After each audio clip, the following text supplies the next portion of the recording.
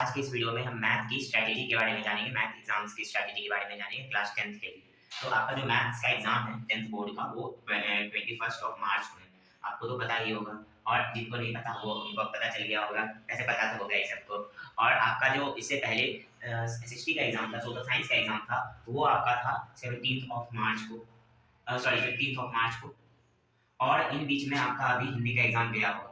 तो हिंदी का एग्जाम तो मैं मानता हूँ कि आपका अच्छा ही गया होगा। अब आपका हिंदी का एग्जाम हो चुका है आज 17 मार्च को। अब आपका जो 21 मार्च को मैथ है उस पर फोकस करते हैं, क्योंकि मैथ का एग्जाम थोड़ा कुछ ज़्यादातर स्टूडेंट्स के लिए हार्ड हो जाता है, क्योंकि बहुत सारे स्टूडेंट्स को ऐसा डर लगता है कि क्वेश्चंस गलत हो जाएंगे कितना भी पढ़ के जाए, क्योंकि उसमें याद नहीं करना रहता ना, उसमें वैल्यूज बदल जाती हैं, नंबर्स और फॉर्मूलाज, तो दिक्कत होते हैं स्टूडेंट्स को। तो आज मैं आपको कुछ स्ट्रैटेजीज बताऊंगा जिससे कि आपको ऐसा लगेगा कि आपकी जो टाइम बचा है उसमें आपकी तैयारी कैसे करनी है और आपको जो एग्जाम में कैसे एग्जाम देते वक्त कैसे रहना है, क्योंकि वो भी जरूरी होता है ना। स्ट्रैटेजी आपकी जितनी अच्छी रहेगी एग्जाम से कुछ दिन पहले, वो आपको हेल्प करती है। तो अभी जो आपका टाइम बचा है उसमें आपको क्या करना है, सबसे पहले क्वेश्चन बैंक्स बहुत जरूरी है। ये आपका क्वेश्चन पैटर्न बता देते हैं, ठीक है। इनके चलते आपको क्वेश्चन पैटर्न पता चल जाता है, हाई स्कोरिंग मार्क्स पता चल जाता है। इसके साथ साथ सैंपल पेपर किस तरह का है वो भी, लेकिन वो आपको स्टार्टिंग में नहीं करना है। तो कब करना है ये आपको, सैंपल पेपर जो है वो आपको एग्जाम जब देने आप जाएंगे उससे पहले जो सुबह का टाइम होता है, तो एग्जाम्स के टाइम पे तो ऐसे भी स्टूडेंट्स को कम नींद आती है, बट ट्राई कीजिएगा कि ठीक ठाक नींद लेकर जाए मैथ्स के एग्जाम में, क्योंकि ऐसे भी नींद होने वाली है। तो सैंपल पेपर जो है वो आप एग्जाम से कुछ देर पहले जो सुबह में आपको टाइम मिलता है उस समय एक बार सॉल्व कर लीजिए, ठीक है। एक बार ऊपर से नीचे देखकर सॉल्व कर लीजिए, क्योंकि सुबह में आप ज्यादा पढ़ नहीं ना पाएंगे। तो उसे सैंपल पेपर सॉल्व करना एक बेटर ऑप्शन है, क्योंकि उससे आपको पता चल जाएगा कि कितना टाइम लगेगा और क्वेश्चन बैंक्स आप सॉल्व कर लिए। आपको पढ़ना क्या क्या है, याद क्या क्या करना है, बेसिकली मैं ये बता रहा हूँ। वो जो अभी आपको टाइम है उसमें आपको फॉर्मूला सारे देख लेने हैं, जितने भी फॉर्मूलाज हैं वो आपको जरूरी से देखना है एकदम, क्योंकि ना फॉर्मूलाज से आपको क्वेश्चन तो डायरेक्ट तो नहीं आते, बट उनका एप्लीकेशन तो होगा ही, तो ये बहुत जरूरी है इसमें। और अब किनसे, तो ट्रिग्नोमेट्री से आप देख लीजिएगा, और बाकी जितने भी आपके चैप्टर्स है, जैसे ये एरिया वाले चैप्टर है, वॉल्यूम वाले चैप्टर है, तो उनसे देख लीजिएगा। और भी आपके जो इंपॉर्टेंट चैप्टर्स है जिनमें फॉर्मूलाज है, उन सबके फॉर्मूलाज आपको जरूर देखना है। फिर जितने प्रूव दैट्स हैं, मतलब प्रूविंग्स हैं, उनको आपको ध्यान से देख लेना है, क्योंकि प्रूविंग्स ना जरूर से आप, जैसे पाइथागोरस थ्योरम का प्रूविंग और भी बहुत सारे जो प्रूविंग्स वो सब बहुत इंपॉर्टेंट है, समझे। क्योंकि ये सारी प्रूविंग से आपको जरूर से क्वेश्चन पूछेंगे, और अगर नहीं भी पूछे तो इनडायरेक्ट क्वेश्चन पूछ लेंगे, इसलिए वो जरूर देख लीजिएगा, वो याद कर लीजिएगा। फॉर्मूलाज प्रूविंग्स, ऐसे प्रूविंग्स आप समझ भी सकते हैं, क्योंकि प्रूविंग समझने में ज्यादा टाइम नहीं लगता उनका, क्योंकि एप्लीकेशन भी होता है ना, तो इसलिए प्रूविंग्स को भी समझ के याद कीजिए। ये हो गया। उसके बाद आपको कुछ डायग्राम्स याद करने पड़ेंगे, जैसे कि कुछ प्रूविंग्स में ना डायग्राम्स का यूज होता है, तो वो डायग्राम्स क्यों उससे रिलेट करते हैं, क्या है कैसे, तो वो सब आपको फिर डायग्राम बनाने आपको आना चाहिए। तो प्रैक्टिस तो आप कर ही रहे होंगे, एक बार प्रैक्टिस और कर लीजिएगा, खास करके ट्रिग्नोमेट्री में आपको, ट्रिग्नोमेट्री में बहुत काम आएंगे, ठीक है। अब इनके साथ साथ आपको क्या करना है, आपको क्वेश्चंस बनाने की पूरी प्रैक्टिस करनी है, क्योंकि जितने ज्यादा से ज्यादा क्वेश्चंस बनाएंगे, और ऐसा नहीं है कि इजी इजी से क्वेश्चन बना देगा, ऐसा नहीं। जो क्वेश्चन आपको सबसे ज्यादा टफ लगते हैं वो सब बनाने चाहिए, क्योंकि उनसे आपको क्वेश्चन ज्यादा आएंगे। आपकी जितने डाउट्स हैं वो इन कुछ दिनों में, पहले एक दो दिनों में आपको पहले अपने डाउट क्लियर करने, ठीक है। अभी जैसे आज 17 या 18 को वीडियो है, तो आपको 18 19 तक आपको ट्राई करना है। 18 19 का हाफ जो डे है उसमें आपको ट्राई करना है कि आप सिर्फ अपने डाउट्स को ज्यादा से ज्यादा सॉल्व करें और प्रैक्टिस करते रहें क्वेश्चन की। वो आपको क्वेश्चन बैंक से ही मिल जाएंगे, या सैंपल पेपर्स अगर आप अलग से कोई खरीदें तो मिल जाएंगे, लेकिन सैंपल पेपर में नहीं बोलूंगा, क्योंकि वो आप एक दिन पहले जो सीबीएसई के द्वारा प्रोवाइडेड सैंपल पेपर है बस वही बना के जाइएगा, ठीक है। क्वेश्चन बैंक जरूर करिएगा, ठीक, ये हो गया। अब ये आपका समझ में आ गया कि आपको, और इसके साथ साथ अब एक दो दिन का टाइम बचा उसमें आपको क्या करना है। उसमें आपको ये फॉर्मूलाज याद करने हैं, प्रूफ दैट डायग्राम्स, ये सब याद करते चलना है, क्योंकि बहुत सारे हैं तो आपको याद करना है। जिनका अगर हो चुका है तो उनको रिवीजन करना है, क्योंकि रिवीजन जरूरी है इस टाइम में। अब आपके पास बचेगा थोड़ा सा टाइम, उसमें आप क्या कीजिए, एनसीईआरटीज के जितने क्वेश्चन हैं एनसीईआरटीज के, वो एक बार पूरे बना लीजिए, क्योंकि सारे तो नहीं बन पाएंगे, लेकिन एग्जांपल्स वाले ज्यादा जो आपको एनसीईआरटीज में जिनमें जिनमें ज्यादा डाउट हुए थे वो सारे बनाइए, डाउट्स क्लियर कर लीजिए, मतलब कितने। उसके बाद आप ट्राई कर सकते हैं कि आर एस अग्रवाल जैसे बुक्स से एक बार अपनी थ्योरी को और ज्यादा क्लियर कर लीजिए, क्योंकि अभी अगर आपकी थ्योरी में थोड़ा बहुत भी डाउट रहेगा तो हो सकता है एग्जाम हॉल में आपको लिखते वक्त गड़बड़ हो जाए, ठीक है। अब आपका ये टाइम हो गया खत्म, अब आ गए एग्जाम वाले डे से थोड़ा पहले, ठीक है। अभी आपको क्या करना है, आपको बस मन में सब कुछ रिवाइज करके चलना है, जितना आपने इन एक दो दिनों में पढ़ा है उससे।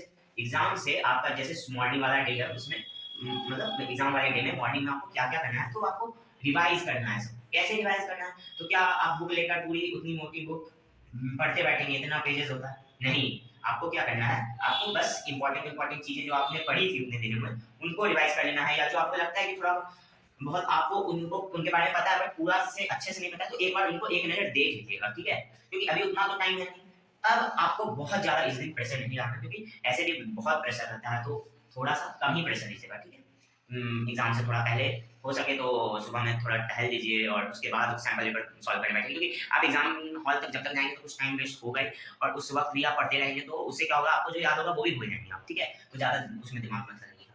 अब आते हैं कि आप एग्जाम हॉल में आ गए, आपका क्वेश्चन पेपर आपके पास आ चुका है, सैम्पल पेपर के एनालिसिस के बाद पता चला है कि 38 क्वेश्चंस आने वाले हैं टोटल, इसमें से आपको कुछ क्वेश्चंस में ऑप्शंस भी मिलेंगे, ठीक है।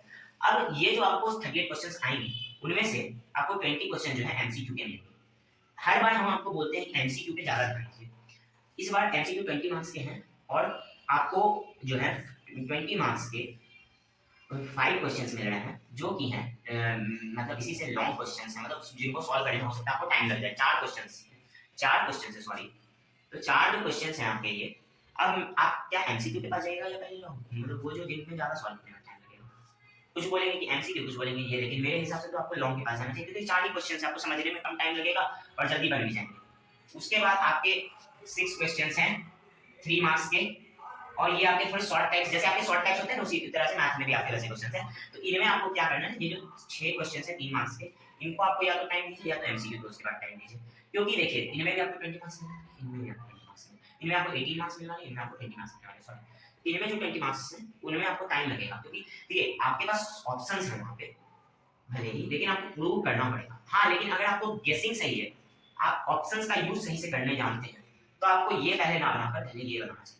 वो मैं बता देता हूँ ऑप्शन का यूज सही से कैसे करने से। A B C D 4 options आपको दिए हुए हैं, अगर साइन कॉस वाला problem, sine theta cos theta वाला कोई वैसा है क्वेश्चन और इज इक्वल टू वैल्यू दिया हुआ है, आपको थीटा का वैल्यू निकालना है, तो ऑप्शन में जो वैल्यू है उनको पुट करके आप थीटा की जगह पे देखिए कि क्या 3 आता है, अगर 3 आया तो वो आपका आंसर हो गया। तो इसी तरह से आप कोई क्वेश्चंस में ऑप्शन के आंसर को अप्लाई करके देखना है, तो आपका एमसीक्यू जल्दी होगा। बट मैं फिर से बता रहा हूँ, अगर आपको वाइज गेस करने आता है तभी एमसीक्यू पे पहले जाइए, नहीं तो इस पर जाइए। 3 क्वेश्चन जो है 3 मार्क्स के जो 6 क्वेश्चन है, ठीक है। उसके बाद केस स्टडी बची आप, केस स्टडी में 1 मार्क्स के क्वेश्चन आएंगे, फिर 2 मार्क्स के एक क्वेश्चन, ठीक है। इस तरह के आपके दो क्वेश्चन, दो टॉप मेन क्वेश्चंस रहेंगे, जिनमें 6 क्वेश्चंस रहेंगे, सब क्वेश्चंस रहेंगे, ठीक है। अब ये जो 6 सब क्वेश्चंस हैं ये आपको इस मार्क्स के पैटर्न में मिलेंगे, 3 क्वेश्चन की तरह पे, ठीक है। अब ये जो क्वेश्चन है इनका आप कैसे करिएगा, क्योंकि इनमें से पढ़ने में टाइम बहुत ज्यादा लगेगा, तो ज्यादा टाइम आपको ना लगे इसलिए आप क्या कीजिए, जो पहले 15-20 मिनट का जो टाइम मिलता है आपको क्वेश्चन रीड करने के लिए, उसमें आप इन क्वेश्चन को एनालाइज कर लीजिए, ठीक है। अब जब एनालाइज कर लिया तो बनाने में आपको कम टाइम लगेगा, और अगर टाइम बचा एमसीक्यू भी आप देख लीजिए या लॉन्ग क्वेश्चंस देख लीजिए जो कि 20 मार्क्स के हैं।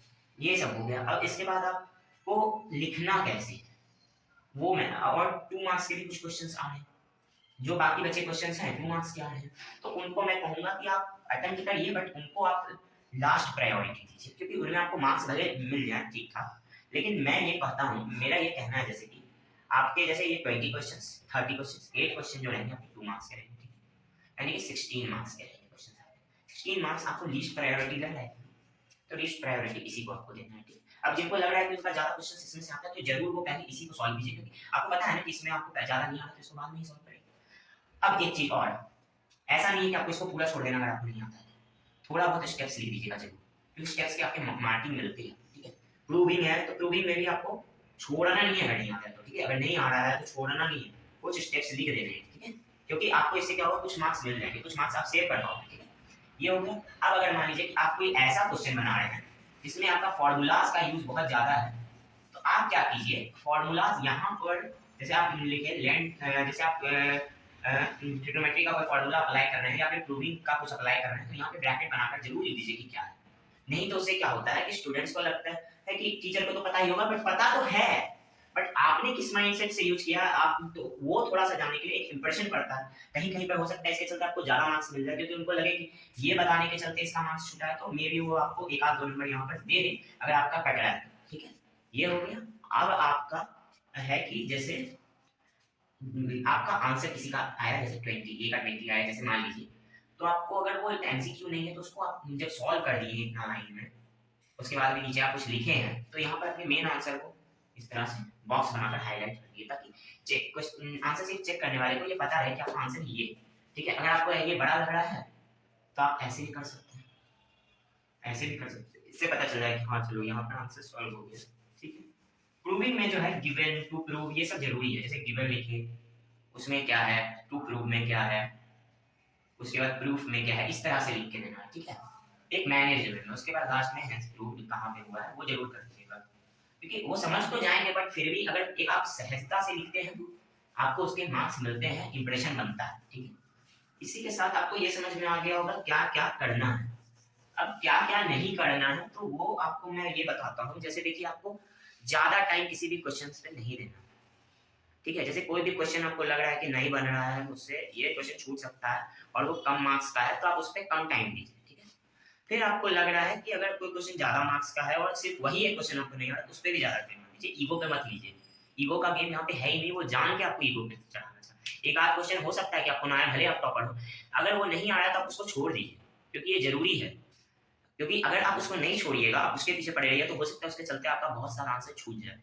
एक चीज और आपको करना है, जैसे देखिए एग्जाम सेंटर में होता है ना कि कभी कभी थोड़ा सा क्या होता है, कभी कभी कुछ बच्चों का किसी कारण से माइंड डिस्ट्रैक्ट हो जाता है, या कभी कुछ हो गया तो बीच में सॉल्व करते करते, जैसे आप किसी क्वेश्चन को सॉल्व कर रहे हैं, आधा है, कोई मेडिकल कंडीशन है तो उस पे अलग है, लेकिन अगर आप आधे में रुके हुए हैं, यहाँ पर जैसे आधा है आपका आंसर, अभी पूरा आंसर नहीं आया है, यहाँ पे आंसर आना है, यहाँ पे आप आधे में रुक गए। ठीक है, तो आप ऐसा मत कीजिए कि बीच में इधर उधर कुछ हुआ तो देखने लगे, कुछ भी हुआ तो नहीं, तो उससे क्या होगा, जैसे देखिए बाकी कोई सब्जेक्ट्स में आपको उतना दिक्कत नहीं होता क्योंकि आंसर आपको याद रहता है ज्यादातर चीजों का, लेकिन यहाँ पे क्या आपको आंसर याद नहीं रहेगा बहुत सारे क्वेश्चन, क्योंकि वैल्यू ही चेंज है ना, सॉल्व कर रहे हैं, थोड़ा सा स्टेप में डिस्ट्रैक्शन हुआ बनाकर आप भूल जाएंगे कि क्या था कैसे था। ठीक है, तो इसीलिए फोकस जो है एक बार पूरा आंसर करेंगे, लास्ट में आंसर करेंगे, उसके बाद देख लीजिए थोड़ा सा क्या होगा। ठीक है, अब वो देखना उतना जरूरी हो तो, नहीं तो नहीं देखिएगा।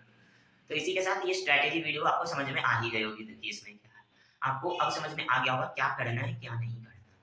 तो best of luck for your maths exams. अच्छा से आप एग्जाम देके आइए, और अगर हमारा ये वीडियो आपको अच्छा लगा है तो इसे लाइक करते भी जाइए और सब्सक्राइब भी कर दीजिए हमारे चैनल को, आपके फ्रेंड्स जो है उनको शेयर भी कीजिए ताकि वो भी अच्छी स्ट्रैटेजी बना के जाए।